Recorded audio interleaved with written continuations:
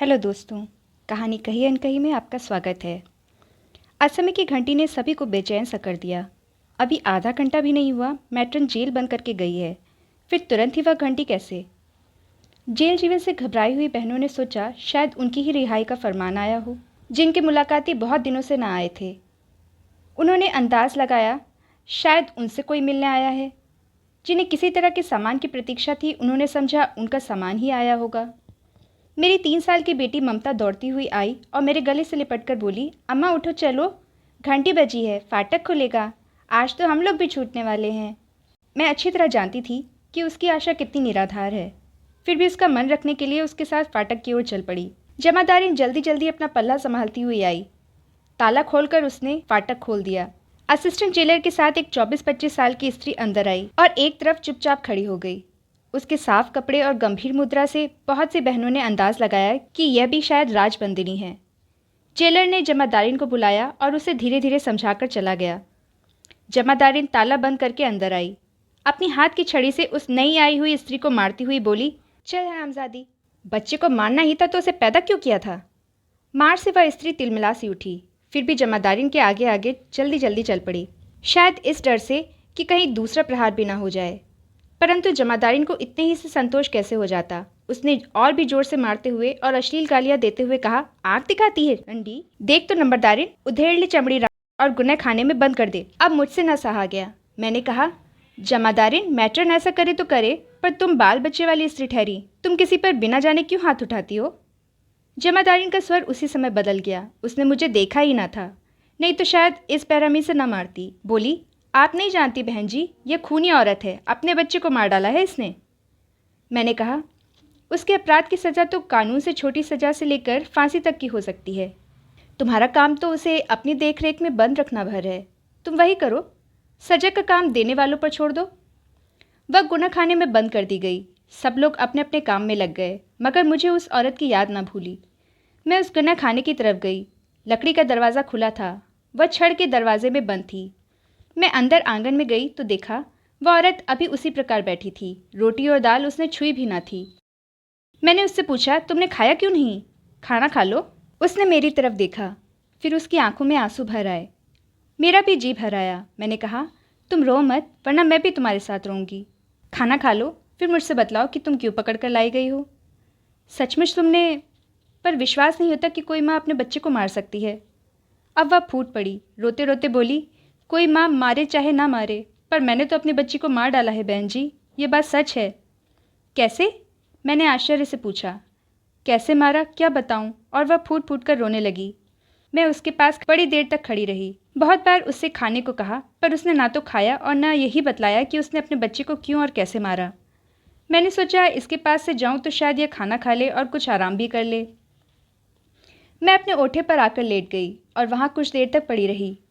एकाएक फाटक की घंटी बजी और फाटक खुला। मैंने देखा कि 2 स्त्रियां रूपा को कहीं लिए जा रही हैं। पास ही खड़ी हुई कैदिन ने पूछा, रूपा को कहाँ लिए जा रहे हैं ये लोग? वह धीरे धीरे बोली, खूनी औरत है ना, इसलिए फांसी वार्ड में ले जा रहे हैं। रूपा चली गई, पर मुझे उसका रोना, उसकी विषाद भरी आंखें, उसका चेहरा भूलता न था। मन कहता था कि वह हत्यारे नहीं है, पर मेरी आंखों के सामने वह फांसी वार्ड में गई, हत्या के जुर्म में पकड़ कर आई। फिर अविश्वास के लिए कहाँ जगह थी? धीरे धीरे मैं रूपा को भूल चली थी। एक दिन अखबार के एक समाचार ने उस याद को ताज़ा कर दिया। समाचार था, गांव में रूपा नाम की स्त्री अपनी 6 साल की बच्ची को लेकर कुएं में कूद पड़ी। खबर होते ही गांव वाले आ गए और माँ बेटी को कुएं से निकाला। बच्ची तो मर चुकी थी, लेकिन रूपा को कोई हानि न पहुंची थी और वह बच्ची की हत्या करने के अपराध में पकड़कर जबलपुर सेंट्रल जेल में लाई गई। बच्ची को लेकर वह कुएं में क्यों कूदी, इसका कारण अज्ञात है। मैंने अखबार पढ़ा और जान गई कि वही हत्यारिन रूपा है। मेरे रहते ही 2 महीने बाद एक रोज़ आजीवन कारावास का दंड लेकर रूपा फिर जेल में आ गई।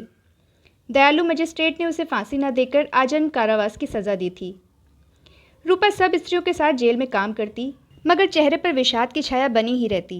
एक दिन मैं बीमार पड़ी और वह मेरे पास सेवा शुश्रूषा के लिए भेजी गई। मैं करीब करीब 2 महीने बीमार रही। अस्पताल में मैं अकेली अपनी बच्ची के साथ रहती थी। रूपा दिन रात मेरे पास रहती। मेरी बच्ची को वह बहुत ज़्यादा प्यार करने लगी थी। बच्ची भी उसे घड़ी भर ना छोड़ती थी। आश्चर्य तो यह था कि मेरी बच्ची साफ साफ बोल ना पाती थी, फिर भी रूपा उसकी सब बातें समझ लेती थी। एक दिन किसी ने बच्ची ममता को साफ ना बोलने के लिए चिढ़ा दिया था और बेचारी बहुत उदास होकर सो गई थी। इसी चिंता में मुझे नींद ना आ रही थी। जेल में एक बच्चा और था। उसे जेलवासिनी बहनें बहुत प्यार से रखती, उसके साथ खेलती, बातें करती, पर ममता साफ ना बोल पाती थी, इसलिए उससे कोई ना बोलता, उसे प्यार न करता। यहाँ तक कि खेलने के लिए सुंदर सुंदर खिलौने, फल, मिठाई उस बच्चे को दिए जाते और ममता खड़ी खड़ी टुकुर टुकुर देखा करती और फिर रोती हुई दौड़कर मेरे पास आती और कहती, अम्मा, भाभी ने बाबा को तस्वीर की किताब दी है, मिठाई दी है। अम्मा, मुझे भी तस्वीर की किताब मंगा दो। जेल में वे चीज़ें मैं कैसे उसी समय मंगा कर दे सकती थी? कम से कम मेरे साथ तो जेल में यही होता था कि एक चीज़ 15 दिन पहले कहने पर मिलती थी। ऐसी बातें प्रायः हो जाया करती थीं और इन्हीं कारणों से मैं बहुत दुखी रहा करती थी। उस दिन भी ऐसा ही कोई कारण था और मैं सो न सकी थी। रूपा मेरे पास आई, बोली, हाथ पैर दबा दो बहन जी, आपको नींद नहीं आती। मेरे बहुत रुकने पर भी रूपा मेरे पैर दबाने लगी। मैंने उसका हाथ पकड़कर उसे अपने पास बिठा लिया और कहा, रूपा, आज तुम मुझे बताओ कि तुम बच्ची को लेकर कुएं में क्यों कूदी थी? वह बैठ गई। उसके चेहरे का विषाद कुछ गहरा हो गया। बोली, बहन जी, मेरी गोपा इसी तरह थी जैसे आपकी ममता है। आपने बम्बई जाकर सैकड़ों रुपए खर्च करके ममता का मुंह ठीक करवा लिया है, पर मेरे पास रुपया कहाँ से आता? गोपा का बाप कहता था खूब रुपया कमाकर अपनी गोपा को बम्बई ले जाकर ऑपरेशन करा देंगे, तब सब ठीक हो जाएगा, और इसलिए खूब रुपया कमाने के लिए वह लड़ाई पर चला गया। तब से उसकी कोई खबर नहीं मिली। इधर मैं अकेली और जरा सी गोपा। जहाँ मेहनत मजूरी को जाती, वहीं बच्चे और कभी बड़े बड़े लोग तक गोपा को साफ न बोलने पर चिढ़ाया करते। लड़की चिढ़ती, दिन भर रोती, मैं उसका मुंह पकड़ती। बिना मेहनत मजूरी के काम न चलता और जहाँ जाती वहीं यह बात होती। जिस दिन मैं कुएं में कूदी थी, उसके एक दिन पहले मैं एक जगह मजूरी के लिए गई थी। ऊपर मैं कुछ काम कर रही थी और वहीं जीने पर गोपा एक लकड़ी लिए बैठी थी। नीचे मोहल्ले भर के 10-12 लड़के लड़कियां उसे चिढ़ा रहे थे। वह कभी इसे कभी उसे मारने दौड़ती, पर वे थे 10-12 और गोपा अकेली। मैंने देखा, मुझे बड़ा क्रोध आ गया। गोपा को मैंने गोद में उठा लिया और पास ही जो लड़का उसकी चोटी खींच रहा था, उसे हल्के से पीठ पर मार दिया। बस फिर इसी बात को लेकर उन लोगों से कहा सुनी हो गई। अब मुझे काम भी ना मिलता, पैसों की तंगी होने लगी। इधर बच्चे गोपा को और ज़्यादा चिढ़ाकर तंग करने लगे। सोचा अभी छोटी है, समझती कम है, जब बड़ी होगी तब गोपा को कितना बुरा लगेगा। मेरी गोपा दुखी हो जाया करेगी और कहीं मैं मर गई तो? फिर बहन जी, मेरे मरने के बाद गोपा की जो दुर्दशा होगी, उसे सोचकर मैं पागल हो गई और उस दुर्दशा तक गोपा ना पहुंच सके, इसलिए आगे वह कुछ न कह सकी।